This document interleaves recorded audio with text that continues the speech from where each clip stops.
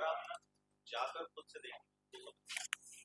हाँ, वही बात अपन को लगता है नहीं लगता है, पहले तो आप जाकर देखिए फिर उसके आगे की बात है। ठीक, नरेशन टॉपिक है नया, लिखो भाई।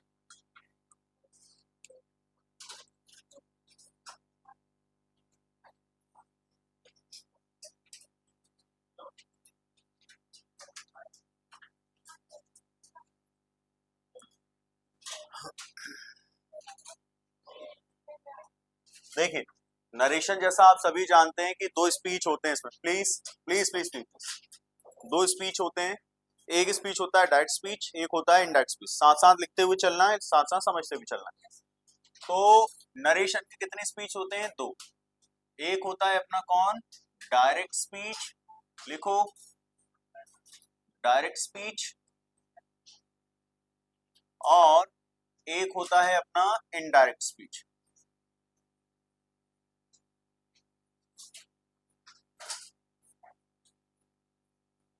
एक होता है अपना इनडायरेक्ट स्पीच। तो कभी भी नरेशन की बात होगी ना, तो नरेशन का एग्जैक्टली मतलब क्या होता है कि कोई किसी व्यक्ति की बात को किसी तीसरे व्यक्ति को सुना रहा है, उसे आप नरेशन कहते हैं। उस पूरी प्रोसेस को नरेशन कहते हैं। और जो व्यक्ति किसी व्यक्ति की बात को किसी तीसरे व्यक्ति को सुना रहा है, तो उसे आप नरेट करना कहते हैं। जैसे समझने की कोशिश कीजिए, मेरे बगल में खड़ा हुआ एक व्यक्ति है जो कि अभी आपको दिख नहीं रहा है, बट एग्जैक्टली खड़ा हुआ है। इसने मुझसे कोई बात कही, ये बगल में खड़ा हुआ है, इसने मुझसे कोई बात कही, और वो बात में इसी की बात को, अगर मैं इसी की बात को आपको कहता हूं, तो इसे नरेशन कहते हैं। नरेशन एक प्रक्रिया का नाम है, एक प्रोसेस का नाम। जैसे फोटोसिंथेसिस एक प्रोसेस का नाम है, वैसे ही नरेशन एक प्रोसेस का नाम है। प्रोसेस के नाम मतलब क्या है कि इस व्यक्ति ने जो मुझसे बात कही है, और इसी की बात को यदि मैं आपको कहूं, तो इससे मैं नरेशन कहता हूं। तो नरेशन में कितने लोगों की जरूरत पड़ती है? तीन। पहला कहने वाला, दूसरा सुनने वाला, फिर इसी व्यक्ति ने इसकी बात को सुनकर आपको कह दिया, तो उसे आप कहते हैं नरेशन।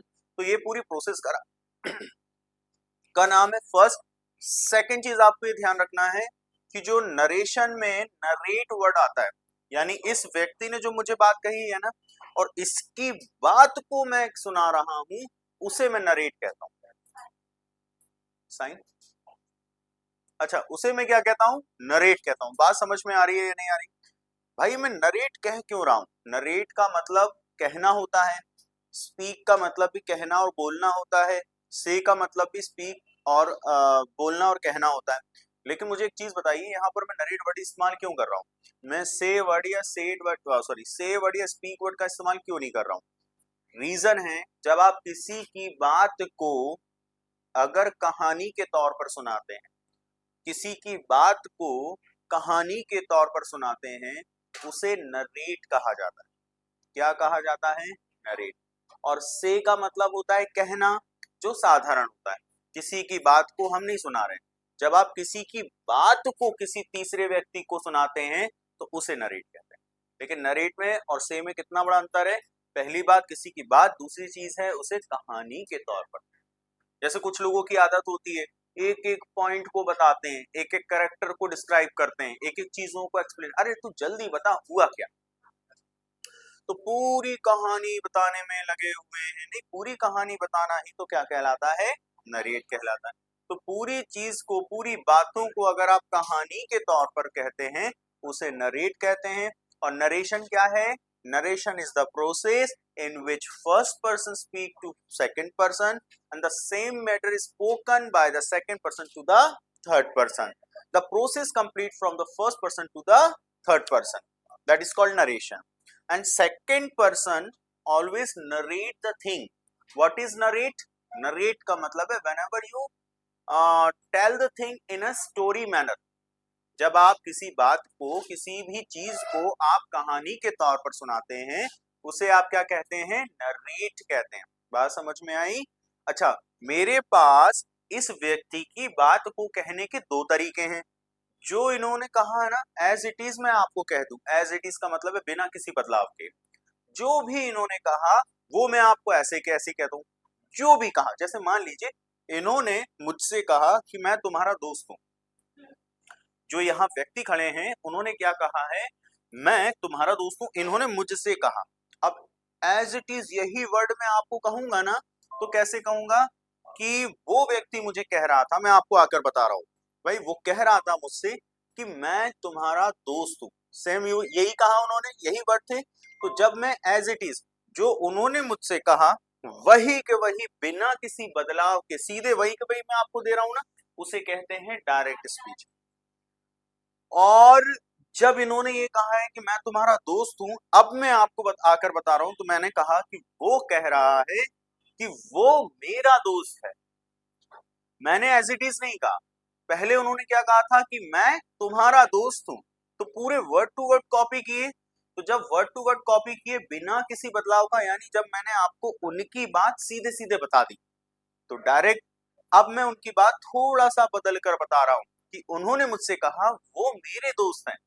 तो वो उन्होंने तो कहा था मैं, लेकिन मैं क्या कह रहा हूं, वो मेरे दोस्त। तो यहां बदल गया, बात तो आप तक आ रही है बट थोड़ा सा घूम के डायरेक्ट फॉर्म में नहीं आ रही, इसीलिए उसे कहते हैं indirect.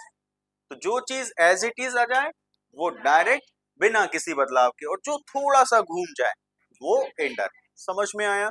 So narration is the process in which we narrate the thing in a story manner, यानी कहानी के तौर पर जब हम किसी चीज को बोलते हैं नरेट कहलाता है। नरेट करने के कितने तरीके हैं? दो। फर्स्ट हो गया डायरेक्ट, सेकंड हो गया लिखना है, या ऐसे ही डायरेक्ट लिखना है? What do you want? सीधे सीधे लिखें कि इसका डेफिनेशन भी लिखना है? It's okay, good. Direct speech की पहचान क्या है मैं आपको बता रहा हूं। सेंटेंस दिखाई देगा जिसमें एक छोटा सा सेंटेंस दिखाई देगा, उसके पीछे कॉमा आएगा, फिर आएगा डबल इन्वर्टेड कॉमा, फिर एक सेंटेंस आएगा आपका, फिर फुल स्टॉप, और उसके बाहर आपका कौन आएगा? और इनडायरेक्ट स्पीच का सेंटेंस पता है कैसा होता है? ऐसा।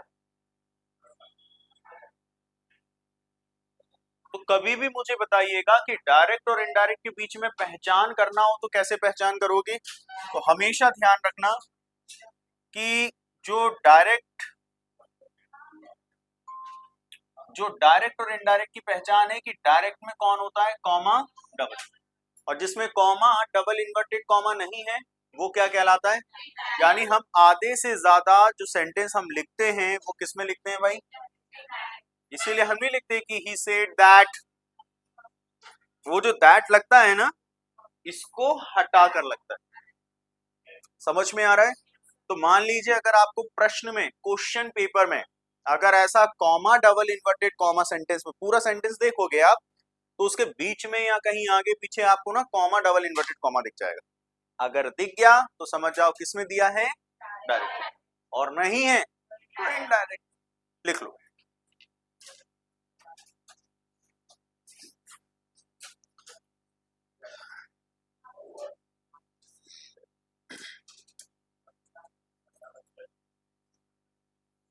लिखो, बना बना।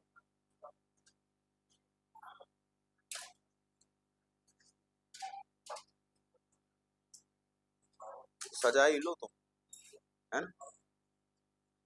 पढ़ भी लिया करो।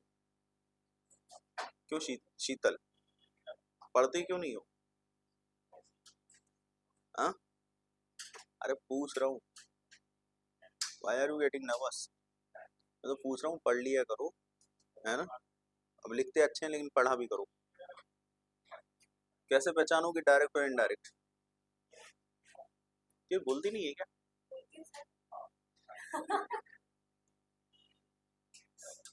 कैसे पहचानोगे डायरेक्ट और इनडायरेक्ट? मतलब कोई सेंटेंस डायरेक्ट में दिया या इनडायरेक्ट में दिया तो कैसे पहचानोगे? बोलो ना, शांत रहेगा।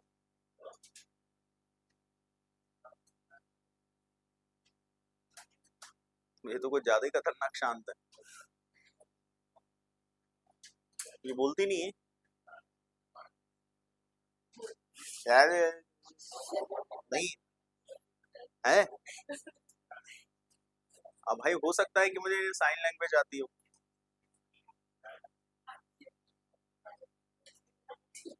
हाँ समझ गया बेटा मैं।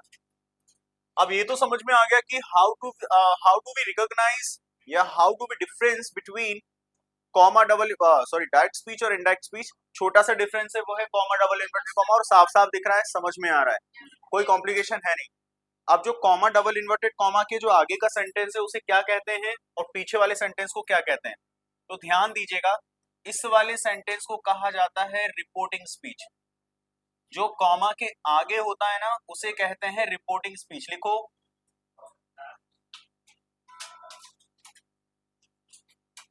चल अब तुमसे यही बात करनी पड़ेगी। क्लियर है ये चीज? कॉमा डबल इन्वर्टेड कॉमा के आगे जो सेंटेंस होता है उसे आप क्या लिखते हैं, रिपोर्टिंग स्पीच, और इसे हम लिखते हैं रिपोर्टेड स्पीच। पढ़ा चुका हूं क्या मैं, ये पहले से आता होगा, बच्चे अच्छे हैं पढ़ने वाले। क्लियर है ये चीज? तो कॉमा डबल इन्वर्टेड कॉमा के आगे वाले सेंटेंस को कहते हैं रिपोर्टिंग और पीछे वाले को कहते हैं रिपोर्टेड। उम्मीद करता हूं समझ में आया होगा। दूसरी बात ये ध्यान रखना है, देखो इसमें ना जो रिपोर्टिंग है यानी कॉमा डबल इन्वर्टेड कॉमा के आगे वाले सेंटेंस में या तो तीन चीजें होती हैं या दो। क्या बोल रहा हूं मैं, या तो तीन चीजें होंगी या दो, इससे ज्यादा नहीं होता। तो सबसे पहले जो आता है उसे हम कहते हैं सब्जेक्ट, फिर जो बीच में वर्ब आती है उसे कहते हैं रिपोर्टिंग वर्ब। क्या कहते हैं, रिपोर्टिंग वर्ब। रिपोर्टिंग वर्ब क्यों कहा जाता है, क्योंकि रिपोर्टिंग स्पीच का है इसीलिए, और इसके लास्ट में आता है कौन, ऑब्जेक्ट। बात समझ में आ रही है? तो इसमें कभी कभी ऑब्जेक्ट नहीं आता और कभी कभी ऑब्जेक्ट आता है। तो जब ऑब्जेक्ट आता है तो कितने रहते हैं, तीन, और जब ऑब्जेक्ट नहीं आता तो कितने रहते हैं, दो। ठीक है, क्या तीन से ज्यादा कोई आएगा, नहीं। तीन से कम, हाँ दो। क्या दो से भी कोई कम, तो नहीं। अरे अब नहीं है भाई, एक ही थोड़ी चीज कोई आएगी, है ना, समझ में आया? ठीक। उसके बाद ना यहाँ रिपोर्टेड स्पीच में देखो क्या क्या है, सबसे पहले आएगी सब्जेक्ट, हेल्पिंग वर्ब और मेन वर्ब दोनों को एक ही चीज माना जाता है। उसके बाद आएगा आपका प्रोनाउन, उसके बाद आएगा आपका ऑब्जेक्ट, और सबसे लास्ट में एक चीज आती है जिसे आप बोलते हैं अदर थिंग्स। ठीक है, तो टोटल कितनी चीजें हो गई इसमें, देखो काउंट करते हैं अपन। छह नहीं है, देखो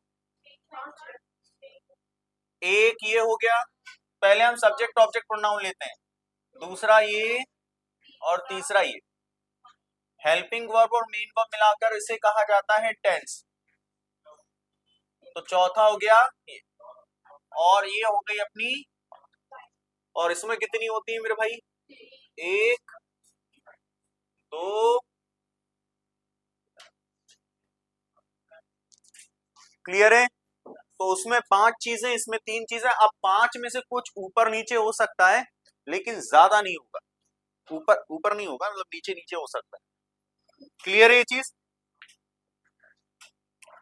तो हमेशा ध्यान दें कि डायरेक्ट और इनडायरेक्ट स्पीच में कॉमा डबल इन्वर्टेड कॉमा से आप डिफरेंस क्रिएट या डिफरेंस देख सकते हैं। दूसरी चीज आप ये ध्यान रखिएगा कि कॉमा डबल इन्वर्टेड कॉमा के आगे जो सेंटेंस है उसमें तीन चीजें होती हैं, सब्जेक्ट ऑब्जेक्ट और बीच में जो वर्ब आती है उसे कहते हैं रिपोर्टिंग वर्ब। क्यों रिपोर्टिंग कहा जाता है, क्योंकि ये रिपोर्टिंग स्पीच है। दूसरा, कॉमा डबल इन्वर्टेड कॉमा के बाद में जो सेंटेंस है उसे कहा जाता है रिपोर्टेड स्पीच। इसकी मेन वर्ब को रिपोर्टेड वर्ब नहीं कहते लेकिन, ठीक है, अभी सब बताऊंगा क्यों। उसके बाद इसमें पांच चीजें कौन सी, तो बड़ा आसान है, शुरुआत में सब्जेक्ट, अंत में ऑब्जेक्ट, उसके पहले प्रोनाउन, ये तीन चीजों को एक साथ ले लो। हेल्पिंग वर्ब मेन वर्ब को मिलाकर टेंस होता है तो वो ले लो, और सबसे आखिर में आता है अदर थिंग्स, वो मैं आपको बता दूंगा कि क्या होती है। ये इसमें एडवर्ब वगैरह आता है, ठीक है, एडवर्ब और टाइम यानी पूरे एडवर्ब्स आते हैं, तो वो आएगा यहाँ। और फिर इन्हें जब चेंज करते हैं ना इनडायरेक्ट में, तो वो मैं बताऊंगा कैसे चेंज करना, ठीक है। अब मैं ये बताना चाहता हूं, इसका कोई एग्जांपल दूं, लेकिन इसको रिपोर्टिंग क्यों कहा जाता है और इसको रिपोर्टेड क्यों कहा जाता है वो भी देखो। आपको मैंने एक वर्ड बताया है, देखिए कोई भी वर्ब उसकी कितनी फॉर्म होती है, पांच। पांच में अगर आप देखेंगे तो फर्स्ट मैंने अगर लिखी तो इसकी कौन सी होगी, रिपोर्ट। हाँ या ना? चलिए, उसकी सेकंड कौन सी होगी? रिपोर्टेड। ओके, और जो थर्ड होगी वो कौन सी होगी? रिपोर्टेड। फोर्थ कौन सी होगी? रिपोर्टिंग। एंड फिफ्थ जो होगी वो होगी रिपोर्ट्स। बहुत अच्छे। तो ये 5 फॉर्म होती है, हमको पता है। दूसरी बात आपने ये ध्यान रखनी है कि ये वाली प्रेजेंट को दर्शाती है और ये वाली प्रेजेंट को दर्शाती है। बात सही है? यानी अगर मैं कहीं कहता हूं आई रिपोर्ट या शी रिपोर्ट्स, मतलब ये प्रेजेंट की फॉर्म बता रहा है ना? और यदि मैं रिपोर्टेड लिखता हूं, जैसे आई रिपोर्ट का मतलब होता है, आई रिपोर्ट का मतलब होता है कि मैं रिपोर्ट करता हूं, या तो कहीं सूचना देता हूं या अपने आप में कहीं प्रस्तुत होता हूं, उसे रिपोर्ट कहते हैं। ठीक है, सो मैं कहीं पहुंचता हूं या अपने आप को सूचना देता हूं, मैंने सूचना दी तो रिपोर्ट हो गया। बात समझ में आ गई? अब मैंने कहा शी रिपोर्ट्स, ऐसा आता है शी में, तो वहां भी उसने सूचना दी। क्लियर? लेकिन अगर मैंने कहा आई रिपोर्टेड, आई रिपोर्टेड, इसका मतलब क्या है? ये पास्ट है और ये क्या थी? प्रेजेंट। ये क्या थी? प्रेजेंट। आई रिपोर्टेड का मतलब होता है कि उसने सूचना दी थी, है ना? ऐसा। और ये वर्ब की थर्ड फॉर्म में कब आती है? जब इसके आगे जैसे हैज, हैव इस तरीके से आ जाए ना। आई हैव रिपोर्टेड, मतलब इसमें रिपोर्ट दे चुके। प्रेजेंट का है तो आज, अगर हैड होता तो पास्ट, कल दे चुके होते। ठीक है, और रिपोर्टिंग में क्या है? इसमें ऐसे होगा आई एम रिपोर्टिंग, यानी मैं रिपोर्टिंग कर रहा हूं। रिपोर्टिंग यानी सूचना दे रहा हूं। तो एक बात तो समझ में आ गई कि कभी भी आईएनजी आता है ना, इसका मतलब है काम चल रहा है, वर्क जो है वो क्या है? कंटिन्यू में। और अगर ये रिपोर्टेड वर्ब आ जाती है तो इसमें वो काम, तो इसमें जो काम है वो क्या है? Work is in progress. Work जो है वो क्या है? प्रोग्रेस में, यानी काम में चल रहा है। लेकिन अगर हम रिपोर्टेड की बात करते हैं तो हमेशा ध्यान रखिएगा कि भैया वो हो गया, डन हो गया। बात समझ में आ रही है? तो इन दोनों को मैं लेकर चल रहा हूं।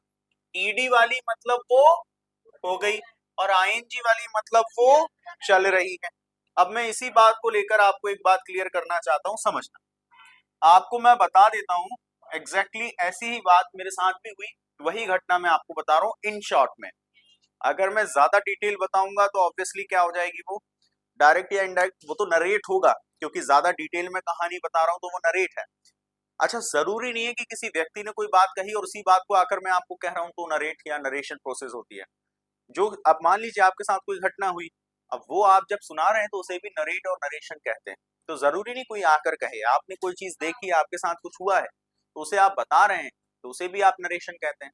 बात समझ में आ रही है? तो हुआ यूं कि हाल फिलहाल की बात है, कुछ समय हो चुका है, कुछ समय होने के बाद जब मैंने एक फ्लैट था वहां अपना मकान बदला, तो मैं रेंट से लेने गया था, तो 7वें माले पर फ्लैट था। ठीक है, 7वें माले पे फ्लैट था, अकेला हूं, तो अकेले के चक्कर कुछ साल, मतलब एक आध साल की पुरानी बात है।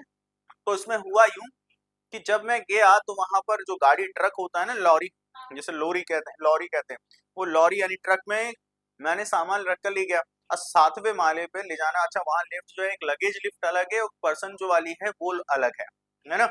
लगेज लिफ्ट में ऐसा है कि आप बाइक भी ले जाओ, ठीक है, लेकिन लगेज जाता है। लेकिन कितनी बार आप सामान को ऊपर नीचे करोगे? तो मैंने सोचा कि जो आपका कोच एरिया यानी खुला हुआ जो क्षेत्र है, वहां पर जाके सामान रख दूं पहले, फिर धीरे धीरे उठाता रहूंगा। ट्रक वाले को कहा तो उसने बात मानी नहीं। जब मैं बात सामान लेकर जब मैं अंदर जा रहा था तो उस दौरान एक व्यक्ति आता है, मुझसे कहता है कि और छोटू तुम्हारा नाम क्या है? मैंने कहा छोटू। जब मैंने उसको देखा तो वो मुझे छोटू देख रहा, वो मुझे छोटू कह रहा है, वो खुद छोटू लग रहा है। अच्छा, वो था खतरनाक सा व्यक्ति। खतरनाक व्यक्ति, ये मैंने शायद आपको पहले भी बताया जिसने पढ़ा होगा। तो ये मैं रियल में हुआ ये चीज। और दुबला पतला सा, रंगीन बाल है, कलरफुल बाल वगैरह, दाढ़ी वगैरह लंबी सी, बड़ी बड़ी टी शर्ट, बड़ी बड़ी पैंट वगैरह, इस तरीके से कुछ पहना हुआ, बहुत फैशनेबल व्यक्ति। और मुझसे कहता छोटू। मैंने कहा ठीक है। मैंने कहा भैया मेरा नाम आकाशदीप है। बोले यार चलो बढ़िया नाम है यार तुम्हारा। तुम क्या करते हो? मैंने कहा कुछ नहीं करते। तो बोले कहाँ आए हो? तो मैंने कहा भैया मैं 7A में आया हूँ, मतलब ब्लॉक जो है 7th फ्लोर पर आया हूँ, A ब्लॉक में हूँ। तो बोले अरे वाह क्या बात है यार। तो बोले यहाँ का अपन को कोई भी दिक्कत नहीं है, टेंशन, सोसाइटी में कोई प्रॉब्लम हो तो मुझे बताना, मैं डॉन हूँ यहाँ का। मैंने कहा ठीक है भाई, डॉन है, खतरनाक है। तो मैंने इतना ही कहा, लेकिन उसने जाते जाते एक बात कही कि मैं तुम्हारा पड़ोसी हूँ। उसने मुझसे क्या बात कही कि मैं तुम्हारा पड़ोसी हूँ। आपको पता है ये चीज मैंने सुनने के बाद 2 दिन खाना नहीं खाया। मैं तुम्हारा, डर था कि ऐसे लोग पड़ोसी हैं। इतनी बात उसने मुझसे कहकर गया ना, और यही बात उसने जो मुझसे कही है, इसे इंग्लिश में मैं कहूं तो उसने क्या कहकर गया है, आई एम योर नेबर। ये वो कह के गया, जो कह के गया, जो हो गया, जो हो गया वो ईडी था, और जो ईडी था, इसीलिए इस सेंटेंस को हम रिपोर्टेड कहते हैं। इसका मतलब जो ये रिपोर्टेड स्पीच है वो किसके द्वारा बोली जाती है, फर्स्ट पर्सन।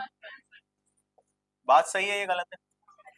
तो इसीलिए हमेशा ध्यान रखना, जो व्यक्ति आपसे कुछ कह रहा है या जिस बात को आप बता रहे हो ना, वो वाला, उसने जो अपन से कही है उसकी बात यहाँ आती ईडी में, रिपोर्टेड में। मैंने कहा था आपको, मैं समझाऊंगा ईडी क्यों लग रहा है। और दूसरी चीज, अब इतने में जब ये मैंने काम शुरू किया और वो निकल गया, पता नहीं उसका फोन आया। उसके बाद ना एक आंटी आई। तो आंटी आई इसलिए थी क्योंकि उन्हें वो बंदे से बात करते हुए मुझे देख लिया था। अब उनकी कहीं लड़ाई होगी उनसे, तो वो ये देख जानने आई थी कि लड़का क्या कह रहा था, मतलब जो बंदा था वो मुझसे क्या कह रहा था। तो बोले बेटा क्या करते हो, कैसे हो? मैंने कहा ठीक है, नमस्ते नमस्ते किया। तो घूम फिर कर जो बात थी उनकी, वो यही पूछना था कि वो लड़का जो आया था वो सही नहीं है, तुमसे क्या बोल रहा था। अच्छा, अब मेरे दिमाग में बात चलती है, आंटी मुझसे क्या पूछ रही है कि वो लड़का तुमसे क्या कह रहा था। तो पहली चीज तो मैं ये कहूंगा ना उनसे, उसने मुझसे कहा। ये बात मैं किससे कहूंगा, आंटी से। अब वो भैया तो कह के चला गया, लेकिन अब मैं उनसे कहूंगा कि उसने मुझसे कहा, उसने उसने मुझसे कहा। मैं लिखूंगा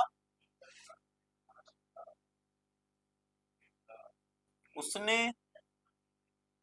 मुझसे कहा। ये अभी मैं उनको बोल रहा हूं ना, ही से टू मी, ये आंटी को बोल रहा हूं, आंटी को सूचना दे रहा हूं, ये अभी काम चल ही रहा है। इसीलिए इसे क्या कहते हैं, रिपोर्टिंग स्पीच। इसीलिए इसको रिपोर्टिंग वर्ब कहते हैं। क्यों? क्योंकि अभी चल रहा है ना, इस वजह से।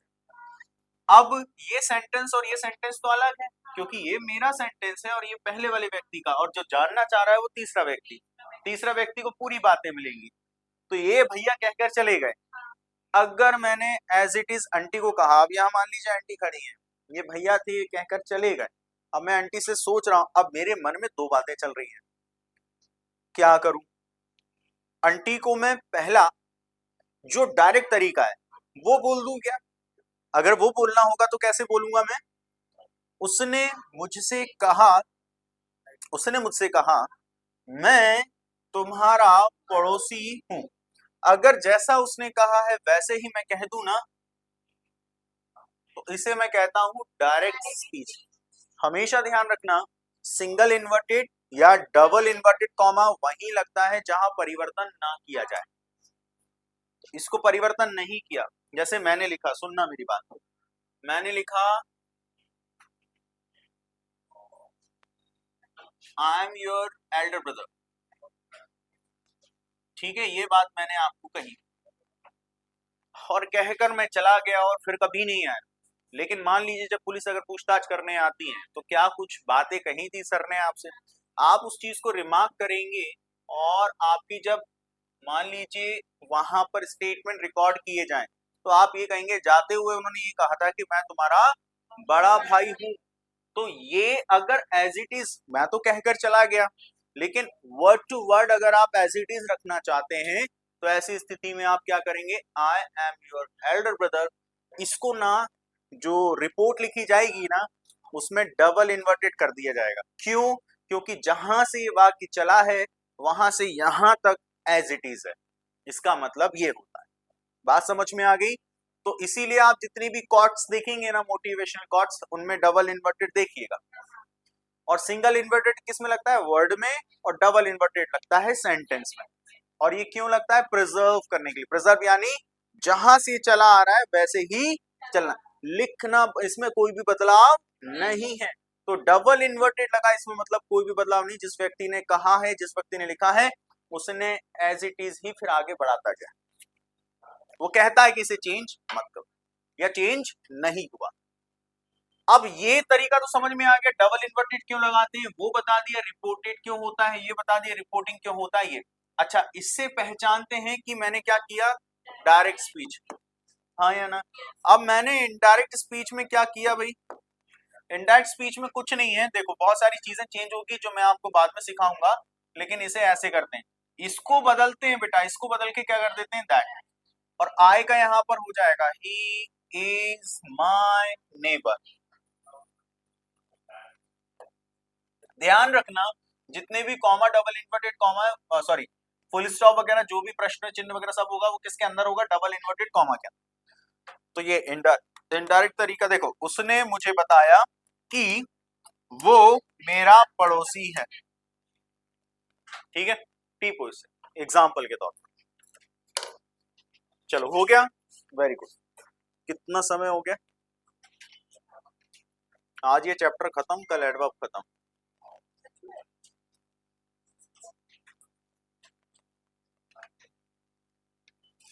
सच में मुझ में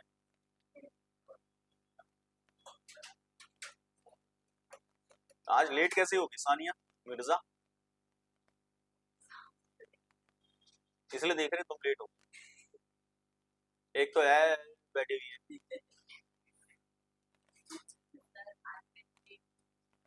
वेरी गुड, यही ईमानदारी चाहिए।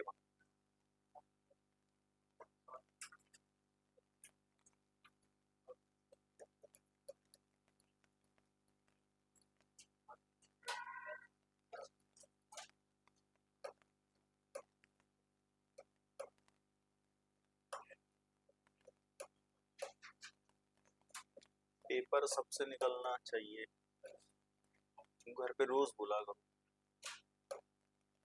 खाना खाते खाना बनाते।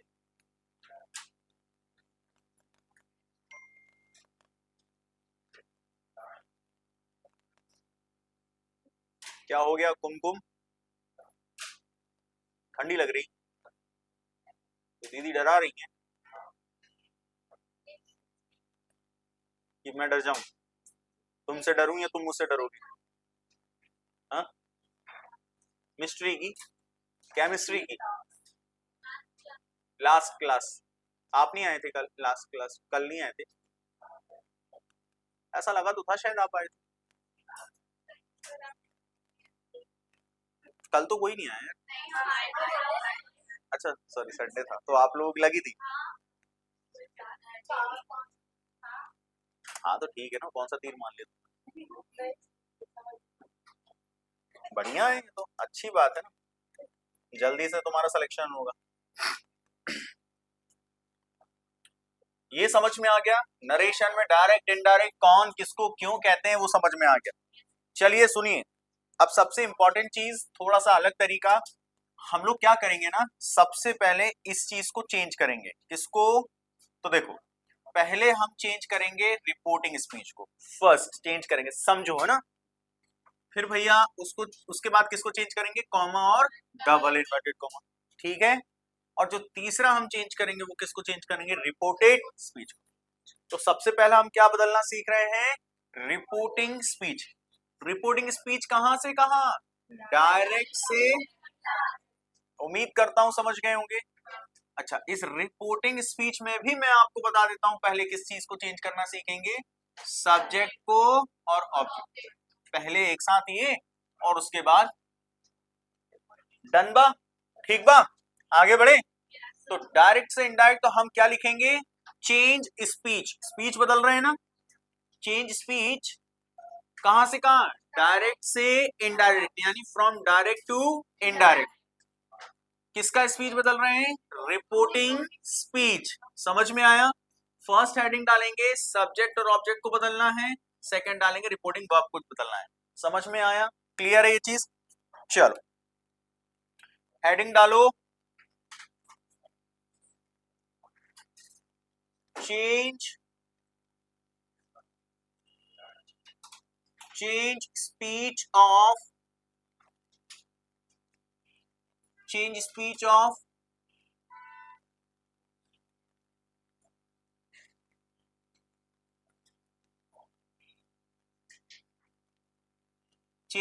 Of reporting speech. Reporting speech की अपन स्पीच चेंज कर रहे हैं।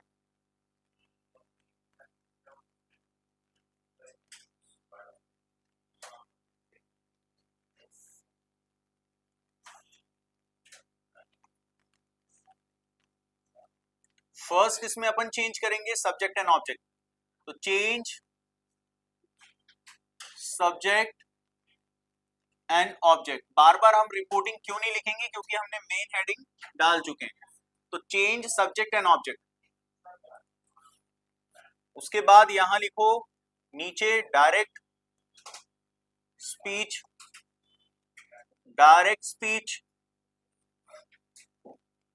दूसरा लिखो इनडायरेक्ट स्पीच,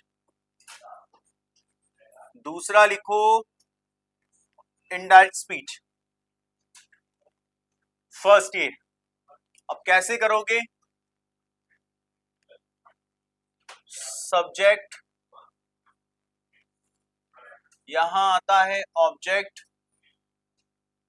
इसके बाद आता है अपना कॉमा, फिर आता है double inverted comma, full stop and फिर डबल इन्वर्टेड कॉमा। जिसको हम नहीं बदल रहे हैं उसे हम ब्लैंक छोड़ेंगे, जिसे हम बदल नहीं रहे हैं उसे हम क्या छोड़ेंगे? ब्लैंक, यानी वहां कुछ नहीं लिखेंगे। इसको अभी बदलना नहीं सीख रहे हैं तो इसको ब्लैंक छोड़ दिया, इसको अभी बदलना नहीं सीख रहे हैं तो इसको ब्लैंक छोड़ दिया। जिसको हम बदलेंगे केवल उतने को ही लिखेंगे, और जिसको सीखते जाएंगे फिर वो ऐड करते जाएंगे। ठीक है? अब देखना, हमेशा ध्यान रखिएगा कि कभी भी जो आपका ये सब्जेक्ट है और आपका जो ये ऑब्जेक्ट है, ये ना इनडायरेक्ट में नो चेंज होता है। नो चेंज यानी एज इट इज लिखना है, नो चेंज। और आपका जो ऑब्जेक्ट है वो भी नो चेंज, यानी जैसा आपका डायरेक्ट में लिखा है वैसा ही आपके इनडायरेक्ट में होगा। यानी यदि ही लिखा है तो यहाँ भी ही, यहाँ राम लिखा है तो यहाँ भी राम, यानी जो यहाँ लिखा होगा वो, वैसे ही यहाँ पर जो यहाँ लिखा है वो भी यहाँ बदलना नहीं है। तो डायरेक्ट से इनडायरेक्ट जो रिपोर्टिंग स्पीच का जो सब्जेक्ट एंड ऑब्जेक्ट है वो चेंज नहीं होता। It will be remain same in both speech, direct और इनडायरेक्ट। डायरेक्ट हो या इनडायरेक्ट हो, दोनों में क्या रहता है? समान रहता है। क्लियर है ये चीज? चल, लेकिन जो आपका रिपोर्टिंग वर्ब होता है ना, वो चेंज होता है। तो इसीलिए इसमें ऐसे करके लिख लो।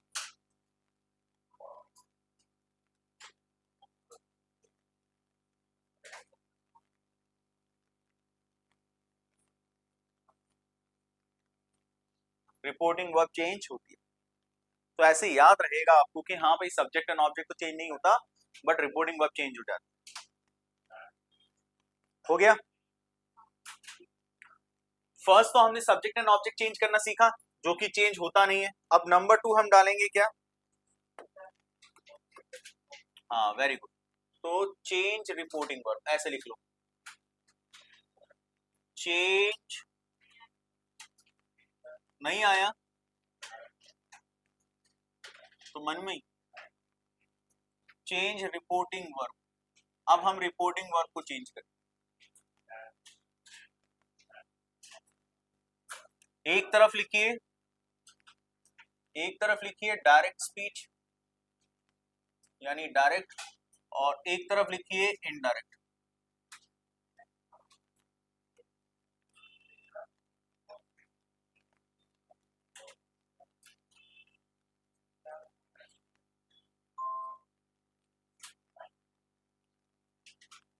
एक तरफ लिखिए डायरेक्ट और एक तरफ लिखिए इनडायरेक्ट। देखो, डायरेक्ट में जो रिपोर्टिंग वर्ब है ना, वहां पर क्या क्या लिखा आ सकता है? या तो लिखा आ सकता है से, या लिखा आ सकता है सेज। क्या लिखा आ सकता है? या तो लिखा आता है सेज या लिखा आ सकता है से। ये होता है प्रेजेंट। अगर ये से और से पास्ट होगा तो लिखा आएगा सेड, और अगर फ्यूचर का होगा तो लिखा आ जाएगा विल से। बात समझ में आई? ठीक।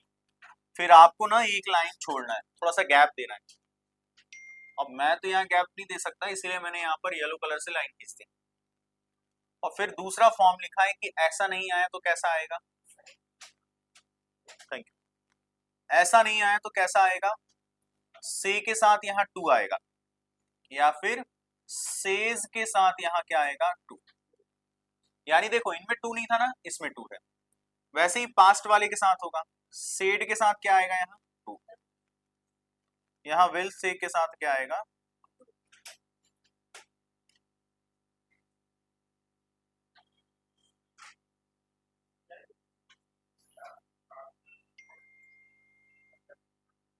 तीसरा ऐसा भी आ सकता है लेकिन आता कम है, लेकिन लिख लो, जैसे टेल और टेल्स, टोल्ड।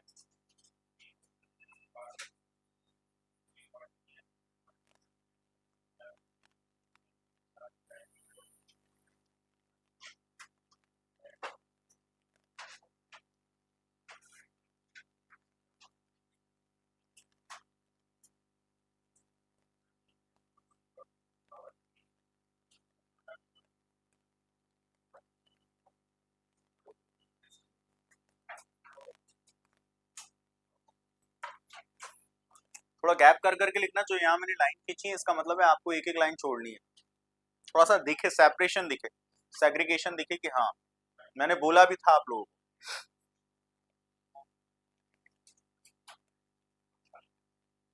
शीतल को ये बात कैसे समझाएं,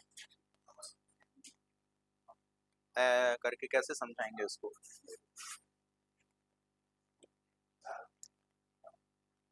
साइन लैंग्वेज आती है किसी को?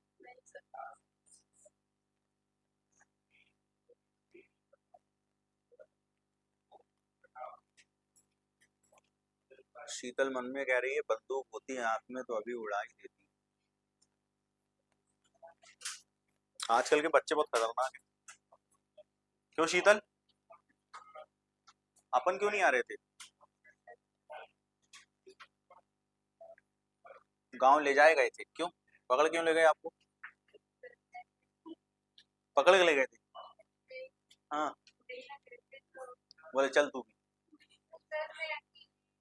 अच्छा आप यहाँ पर भैया के साथ रहती हैं, आपके भैया हैं, तो आप बाहर से हैं, घर गए थे आप अपने? नहीं तो जाना चाहिए, मम्मी पापा की भी याद आती होगी। आती है ना सबको। सबसे बेस्ट रिश्ता जो है वो मम्मी पापा का है ना। कौन कौन बाहर है यहाँ पर? सभी बाहर है, मतलब सभी बाहर यानी बाहर से आ गए, तो याद तो आती होगी यार, खासकर माँ की ज्यादा याद। अच्छा आप लड़कियां हैं ना, मैं भूल ही गया, पापा की लाडलियां। सही बात। हम लाडले तो नहीं लेकिन माँ को ज्यादा होता है ना लड़कों का, बाकी है होते तो दोनों ही। सही बात, दोनों की ही आती है, सही बात। ये सब आज जैसे वो बोलते हैं ना कि मूल से ज्यादा ब्याज प्यारा होता है, दादा दादी बोलते हैं, तो आप लोगों को मूल प्यारा होता है। सही है, बढ़िया। अपना तो बड़ी दिक्कत रहती होगी तो, एक तो घर छोड़ के आए, फिर वहां से भी छोड़ कर आए, तो यहाँ जाएंगे वहां जाए। कहाँ से हैं आप? अच्छा अच्छा, बैतूल। बैतूल मुख्य या आगे पीछे? आमला, आमला है ना, हाँ हाँ। मुलतई से हैं? मुलतई में भी आगे पीछे कुछ? हाँ जी देखा है मैंने, पांडुरना गया हूँ। नाम? इतना डिटेल नहीं पता, सही कह रही हो। ठीक है, मुलतई के आसपास है। आप भी? कौन? हाँ कौन? आप भी? आप भी वही दीदी के गांव से? वो गांव में नहीं रहने देती ऐसा कुछ? आप प्रॉपर मुलतई से हैं और वो मुलतई के आसपास 40 किलोमीटर के लगभग आसपास? हाँ जी। कौन भावना? भावना नाम तो याद आ रहा है लेकिन भावना गई कहाँ, मतलब बाय फेस याद नहीं आ रहा मुझे कौन है। और अपना तो यूपी से हैं आप शायद। उतना लंबा नेटवर्क नहीं, लेकिन ललितपुर सुना है जरूर। ललितपुर काफी, जहाँ से ललितपुर पास में है ना आसपास। तो आपका ये तो हो गया अपने घर मम्मी पापा का। इसके बाद ससुराल? अच्छा वहीं आसपास में ही है। फिर यहाँ पर आप लोग, मतलब आपके हस्बैंड जो जॉब करते हैं तो बढ़िया है यार। और किसकी शादी हुई है? मेरी हुई है तो मैं थोड़ी कहीं गया हूँ भाई। चलो बढ़िया है। मैं तो बच्चियों की पूछ रहा हूँ कि किस बच्चे आप लोग बहुत कम उम्र में कर दी लेकिन। तो अभी कितने साल के हो आप? कम उम्र ही तो है। तो कम ही तो है, मैं ये बोल रहा हूँ उम्र तो कम ही है ना। ये तो गुड़िया तो 18 ही 19 साल की होगी। 20 कितने 35?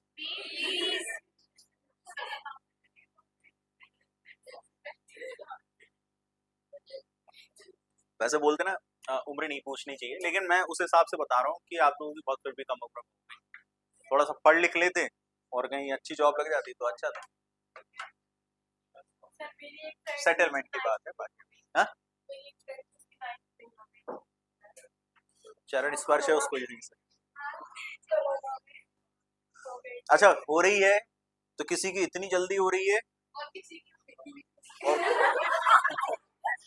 हाँ किसी की तो हो ही नहीं रही। नहीं लेकिन देखो दो पहलू ज्यादातर हो रहे हैं, या तो हो रही है बहुत जल्दी हो रही है, या तो इतनी लेट हो रही है कि बुढ़ापा ही आया जा रहा है। बात सही है ना? अब देखो इसको कैसे चेंज करेंगे। वो तो सिर्फ उल्लू बना रहा था, मैं चाय पीना था मुझे इस वजह से। अब पी नहीं पाता हूँ ना फिर इसलिए। तो देखो इसका एक नियम है, इसमें देखो टू नहीं है और इसमें टू है ना। तो हमेशा ध्यान रखना रिपोर्टिंग वर्क में जिसमें टू नहीं होता ना उसे एज इट इज लिख देते हैं।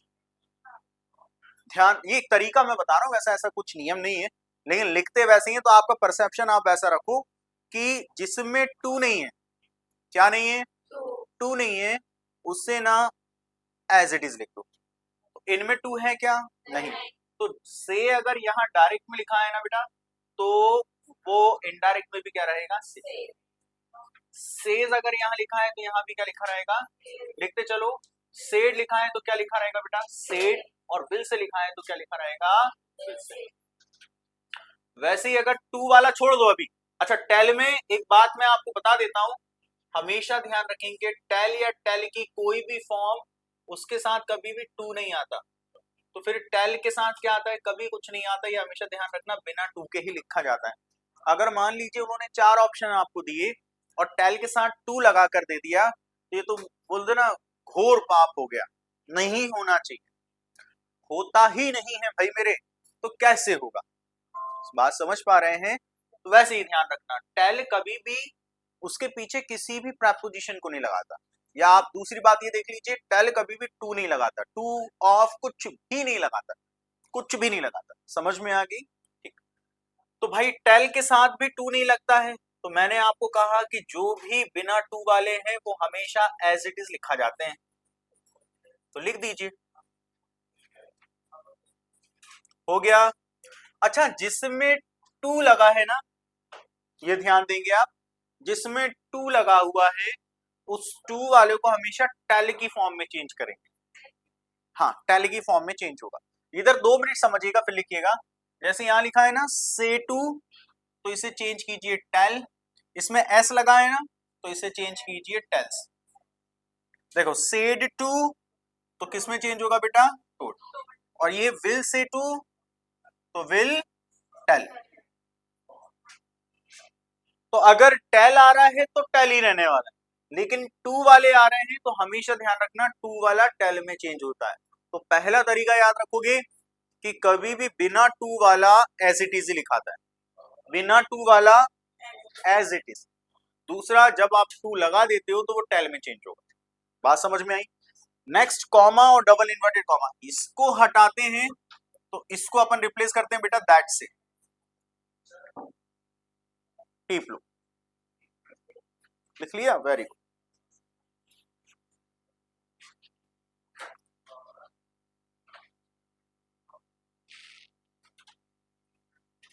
चलिए अब कुछ एग्जाम्पल देखें, लिख लिया सभी बच्चों ने?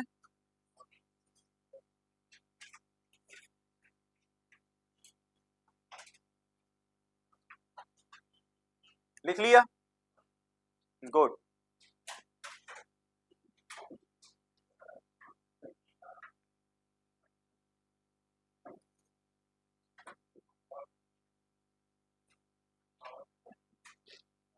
चलिए अपना कुछ एग्जाम्पल से प्रैक्टिस करेंगे, लिखो सभी साथ में लिखना बेटा।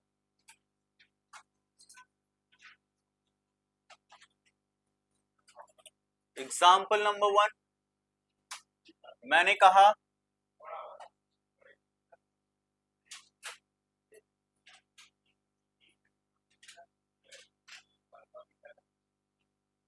शी सेड,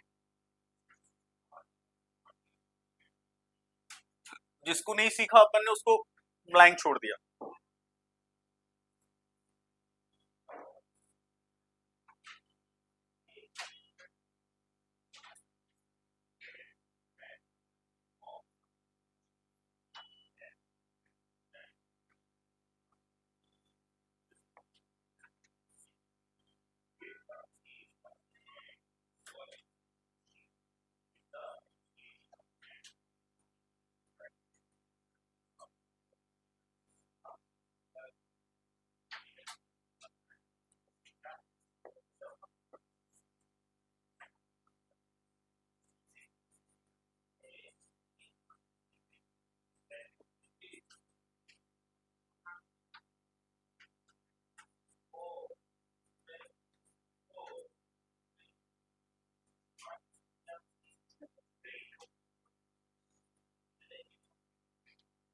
क्या दिख रहा है?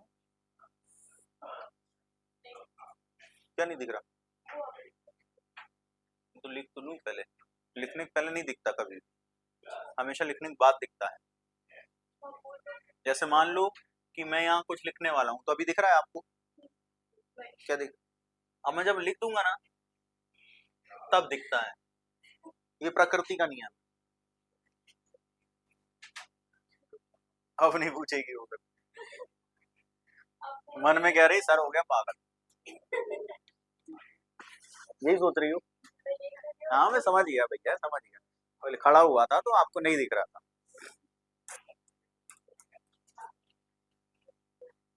अभी तो गर्मी नहीं आई, सर उससे पहले खिसक गया, ऐसे कुछ सोच रही होगी।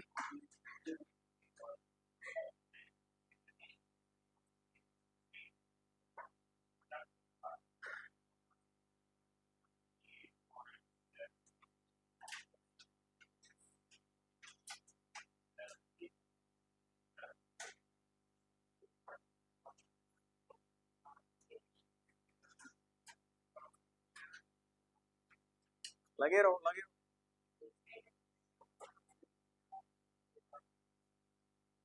चेंज करना है ना, तुम लोग लिखकर मेरे लिए मत बैठे रहना। दीदी नहीं लिखने दे रही,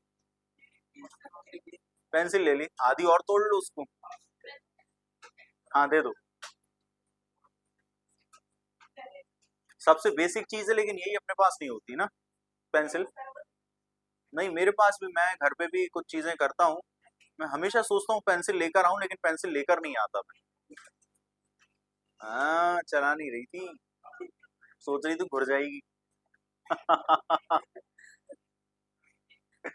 चलिए कोई बात नहीं, लिखिए। क्या हो गया, इतनी आज बड़ी शांत हो? अच्छा मैं बात करता हूँ, आप लोग घूम घूम के क्यों देखते हो? इति को नहीं देखा कि कभी? अपना करो ना, कितना आप लोग को दूसरे मैटर में बहुत पढ़ना रहता है। आ रहा है बेटा इति समझ में? लिख लिया आपने? तो बच्चे तो समझदार है। इति के बगल में पति, सॉरी, आपका नाम शानो, तो बेटा हुआ बन रहा है कि नहीं? नहीं बन रहा? बगल वाले स्टीप लो धीरे से। नहीं, ये वाला बगल वाला। दीदी को आ रहा है क्या? बन रहा है आपको? चलो वेरी गुड। बता दो बता दो। मैं नहीं सिखा पाया, आप तो सिखा पाओगे। अरे बॉटल से नहीं मारना किसी को।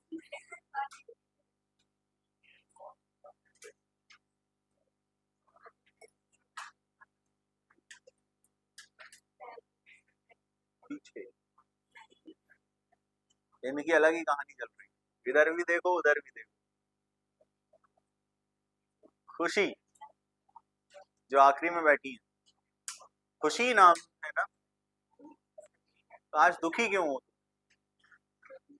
समझ में आया? फर्स्ट वाले का आंसर बताएंगे आप? खुशी बताएंगे, खुशी बताएंगे, खुशी बताएंगे। बताओ।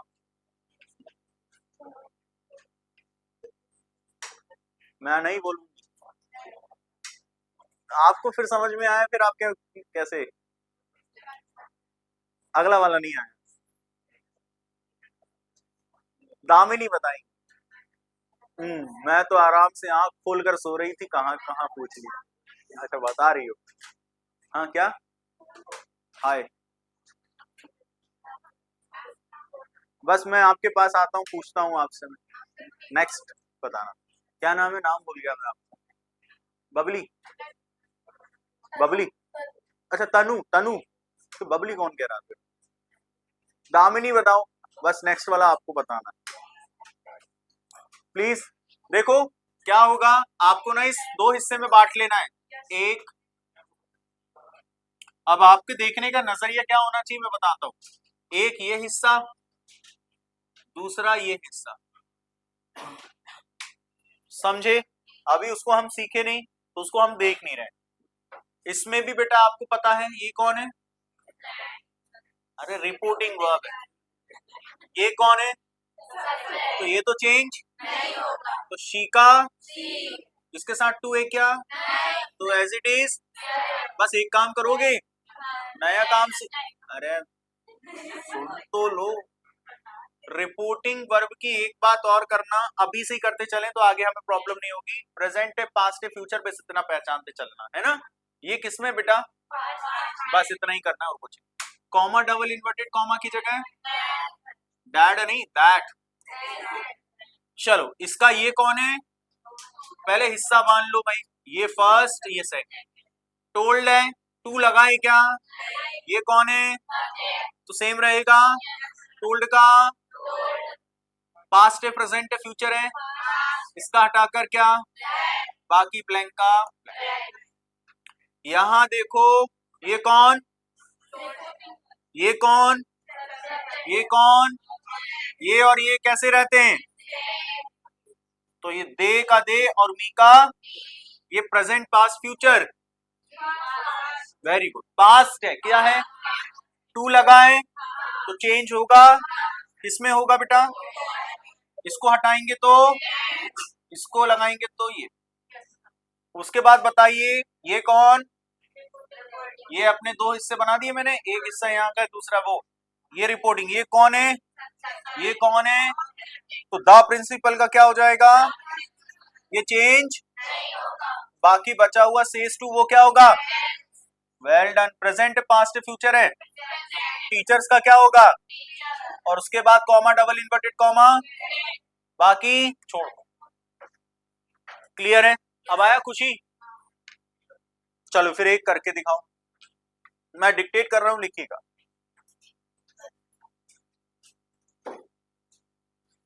लिखिएगा।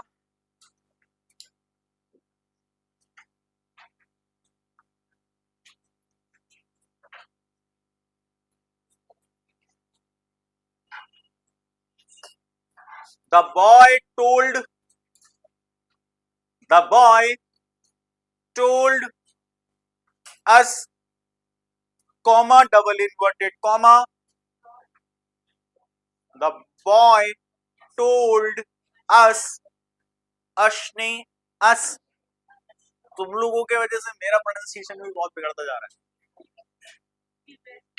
अश।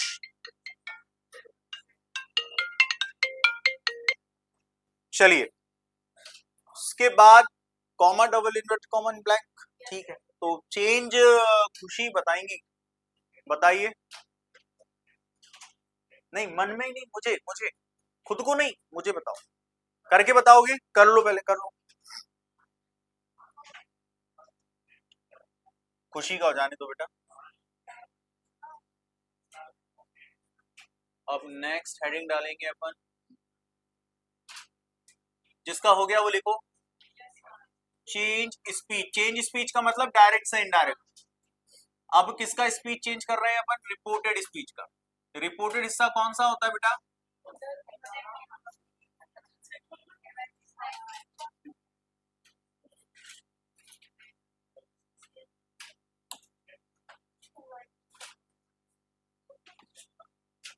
क्या आएगा खुशी? वेल डन, आ गया मतलब, भूलोगी तो नहीं, और भूल गई तो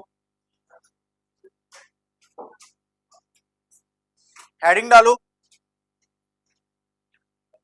change speech of reported speech. Imagine करो कॉमा, डबल इन्वर्टेड कॉमा के बाद वाला हिस्सा, वो जो उसमें लिखा है। तो अब क्या इमेजिन करना है, कॉमा को मानो सेंटर, कॉमा के आगे तीन चीज वो छोटी छोटी वाला, तो वो चेंज करना सीख लिया। अब कॉमा के बाद कौन? हाँ, उसमें कितनी चीजें थी, तो वो चीजें हम चेंज करेंगे, है ना। तो संख्या डाल लो भाई।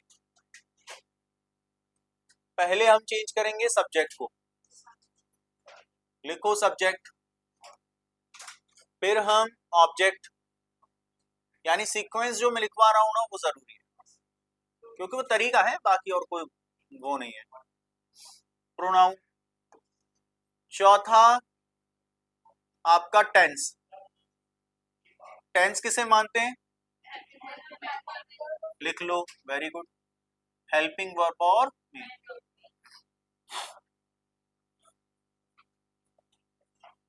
हेल्पिंग वर्ब और मेन वर्ब, ठीक।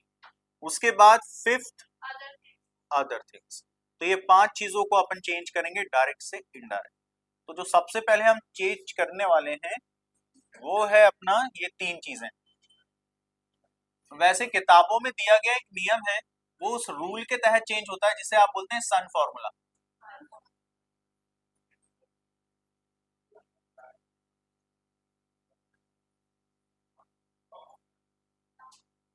सन फॉर्मूला है, उसके तहत चेंज होता है, ठीक है।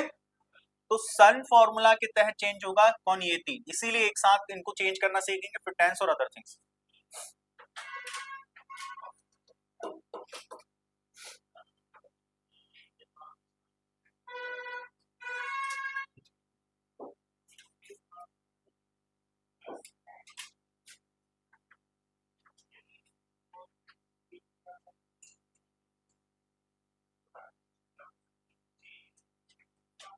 ठीक है, बाकी हम करेंगे कल। समय देखिए अपनी घड़ी में कितना होना,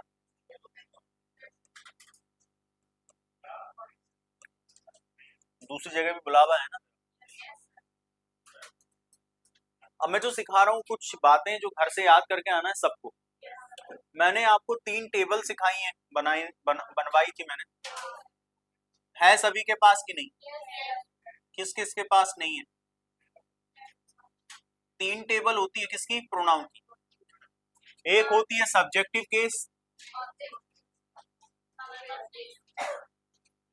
एक होती है बेटा पॉसेसिव केस, एक होती है कौन सी? पॉसेसिव केस, और एक होती है आपकी ऑब्जेक्टिव केस, ठीक है। इसमें ना आपको कुछ चीजें देखने को मिलती है, जैसे यहां लिखा होता है पर्सन, यहां लिखा होता है सिंगुलर। देखो आपके पास होगी, कहीं कोने में पड़ी होगी, देखो, नहीं किताब की बात कर रहा हूँ, किताब के अंदर कहीं कोने में लिखी होगी। उसके बाद अगर आप देखो तो फिर पर्सन आएगा इसमें, इसमें आएगा आपका सिंगुलर, इसमें आएगा आपका प्लूरल, फिर यहां आएगा पर्सन, फिर आएगा आपका सिंगुलर, और फिर आएगा प्लूरल। थोड़ा ध्यान देंगे इधर, है ना, नहीं लिखा होगा तो इसकी फोटो खींच लेना, पहले ध्यान दो इधर। पर्सन टोटल बेटा कितने होते हैं? 3। पूरा लिखा है तो इधर देखो, हर एक में पर्सन कितने होंगे बच्चे? 3।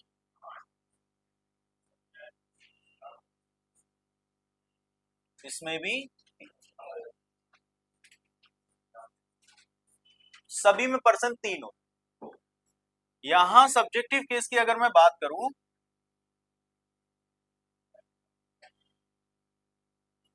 यहां आय आया तो आय का जो पॉसेसिव होता है वो होता है माय, और आय का जो ऑब्जेक्टिव होता है उसे कहते हैं मी। मैंने सेम कलर से इसलिए लिखा है क्योंकि ये जरूरत है अभी आपको। दूसरा अगर आप देखेंगे तो यहां पर अगर मैं बोलता हूं वी, तो वी का पॉसेसिव होता है आर, और अस जो होता है वो होता है अपना ऑब्जेक्ट। क्लियर है? लेकिन यू जो है ना, यू यू ही है, यानी चाहे वो यहां हो चाहे वो यहां हो, बस यहाँ पॉसेसिव वाले में वहां योर हो जाता है और यहाँ भी क्या हो जाता है, बाकी ऑब्जेक्टिव और सब्जेक्टिव सेम रहता है। ओके, उसके बाद अगर आप यहाँ ध्यान दो, लिखना नहीं है ना, फोटो खींच के घर पे बैठ कर लिखना बढ़िया तरीके से। ही शी, वाह। ही का जो पॉसेसिव होता है वो होता है हिज, हिज है ना, और ऑब्जेक्टिव जो होता है हिम। तुम लोगों को बड़ा बड़ा मैं भूल जाऊंगा, चलो कोई बात, तो मैं सिखा ना पाऊं, कम से कम भूल तो जाऊं। सही बात है।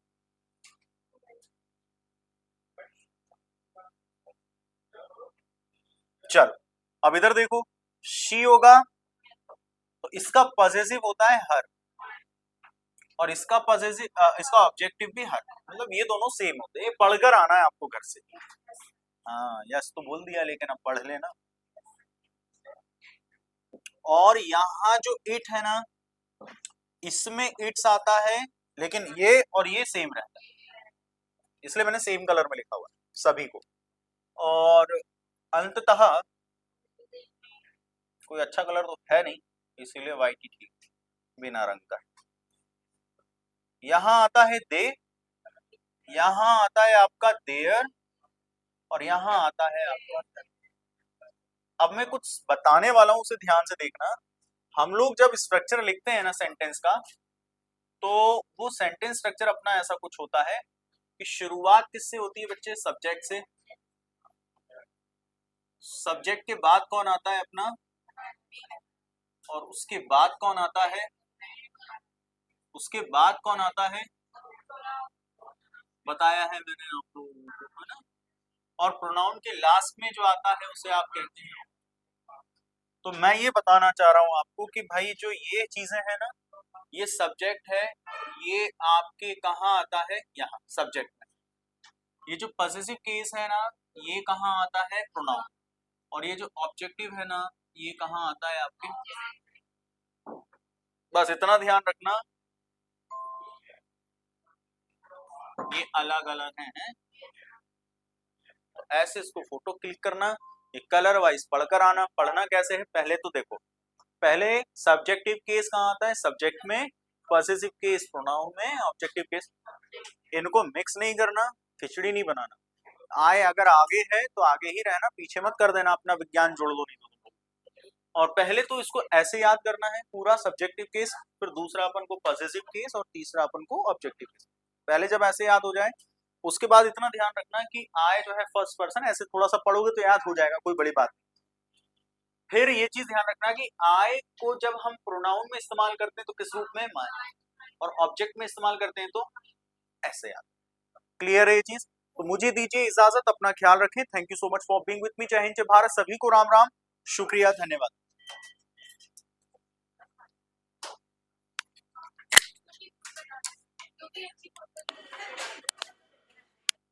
Yes, ma'am.